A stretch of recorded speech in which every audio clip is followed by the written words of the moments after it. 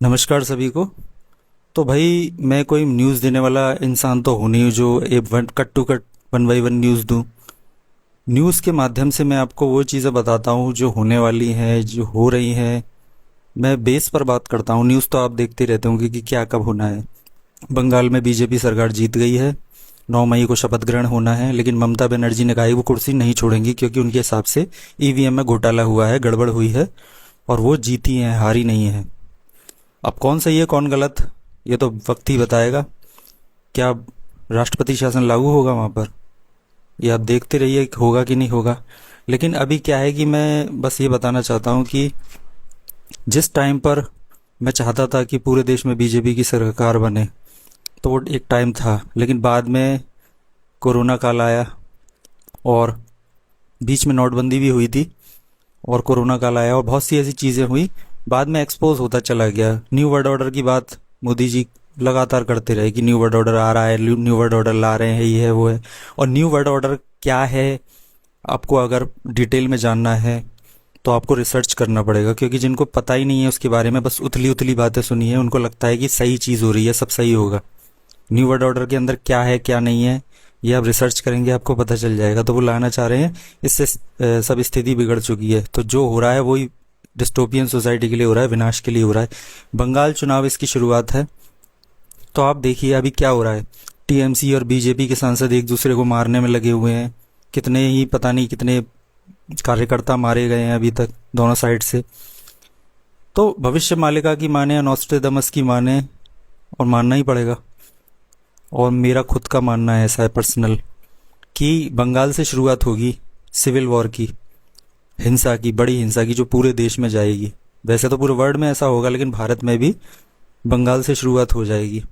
तो देखिए स्थिति ऐसी विस्फोटक बन रही है, क्योंकि ममता बनर्जी ऐसी है नहीं जो पीछे हटे, और मोदी जी भी ऐसे नहीं है जो पीछे हटे। तो टकराव तो होना है। तो यहाँ से चिंगारी फूटी है और ये पूरे देश में फैलेगी। होना ही है, कोई नहीं रोक सकता, ऐसा लिखित है, सर्वविदित है, ऐसा होना है। तो सिविल वॉर जो होंगे आप देखते हैं, इसमें सब समुदाय उतरेंगे, हिंदू, मुस्लिम, सिख, ईसाई और SC ST, बौद्ध, सब सब उतरेंगे और सब अपने अपने खेला करेंगे। तो इसमें बहुत बहुत विनाश होगा। बड़े बड़े जो दिग्गज नेता हैं उनके बारे में भी लिखा है भविष्य वाले का में और नॉस्ट्रेडमस की भविष्यवाणियों में, कि कोई बड़ा नेता मारा जाएगा जिसकी वजह से और भड़केगी हिंसा। तो ये होना है, बंगाल शुरुआत है, बंगाल से स्टार्ट हो चुका है और आप देखिए ये हुआ है। अब इसका कोई सॉल्यूशन नहीं निकलेगा। राष्ट्रपति शासन लागू होगा, उसके बाद भी ये मामला तूल पकड़ लेगा। मणिपुर में तो हिंसा चली रही है तब से, बढ़ती जाएगी और ऐसे ही पूरे देश में फैल जाएगा। तो डिस्टोपियन सोसाइटी लाने के लिए ये थर्ड वर्ल्ड वॉर कर रहे हैं, ये विनाश कर रहे हैं प्रकृति का, ये सब कुछ चौपट कर रहे हैं ये। फिर उसके बाद न्यूक्लियर फोड़ेंगे अलग अलग देश, फिर उसके बाद सब फोड़ने लग जाएंगे, ग्लोबल वार्मिंग बढ़ेगी, क्लाइमेट चेंज होगा, हेमयुग आ जाएगा, फूड क्राइसिस आएगा, इंटरनेट ठप हो जाएगा, कम्युनिकेशन ठप हो जाएगा, सप्लाई चेन ठप हो जाएगी, इलेक्ट्रिसिटी नहीं रहेगी, सब कुछ खत्म हो जाएगा। हर देश में कहीं ना कहीं से शुरुआत हो रही है। अमेरिका में देखिए डोनाल्ड ट्रंप क्या कर रहा है, पागल हो गया है बिल्कुल आदमी, वो जो मर्जी उसकी कर रहा है, क्योंकि उसको क्या है कि अमेरिका को ख़त्म करना है, डिस्टोपिया में ले जाना है।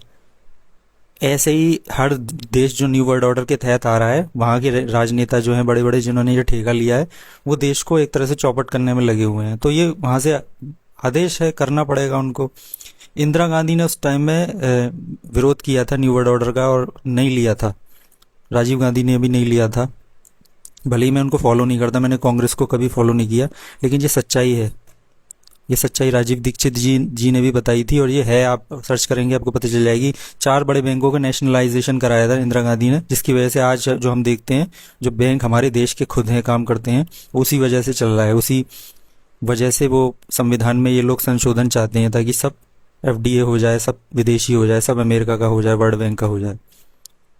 तो धीरे धीरे ये सब करके अराजकता फैलाकर संविधान में बहुत सारे संशोधन कर दिए जाते हैं। हेल्थ बिल लागू करने के लिए भी आपको अराजकता करनी पड़ेगी, कि मतलब ये हो गया, ये पेंडेमिक आ गया, वो पेंडेमिक आ गया, ऐसा हो गया, वैसा हो गया, तो हेल्थ बिल भी ज़बरदस्ती लागू कर दिया जाए, जिसमें लोगों की कोई उनका राइट नहीं होता कि उनके सरकार के डॉक्टर्स के मेडिकल लाइन वालों के काम में दखल दे सके। वो जो चाहते हैं उनके साथ मेडिकल के नाम पे करते हैं, तो ये हेल्थ बिल होता है। तो बिल ये ऐसे ही पास किए जाते हैं अराजकता फैलाकर, लोगों को डराकर। डरे हुए लोग फिर कुछ भी करवाने को तैयार हो जाते हैं, डरे हुए लोग फिर चुप बैठ जाते हैं, कुछ बोलते भी नहीं है।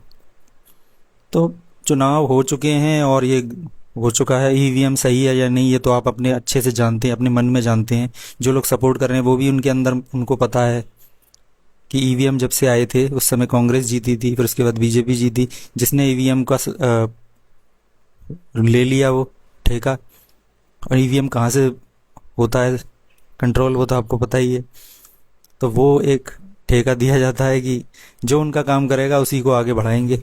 एनडब्ल्यूओ वाले, जो भी सरकार किसी भी देश की पार्टी एनडब्ल्यूओ के लिए बढ़ बढ़ कर काम करेगी उसी को आगे लाया जाएगा। तो ये चल रहा है पूरी दुनिया में। तो शुरुआत हो चुकी है और तैयार रहिए। और जो जो मैंने पिछले वीडियोस में बताया, जितने वीडियोस में आप देखिए कि क्या उपाय हैं, वो आप देख लीजिए। मैं आगे नहीं बताने वाला क्योंकि आपको देखने पड़ेंगे। और शेयर कर दीजिए इस वीडियो को, पसंद आया हो तो। और फॉलो कर लीजिए, और भी ऐसी जानकारियां आगे लेते रहें, कनेक्टेड रहें आपस में। जय जगन्नाथ। ओम नमो भगवते वासुदेवाय। ओम नमः शिवाय। जय महाकाल।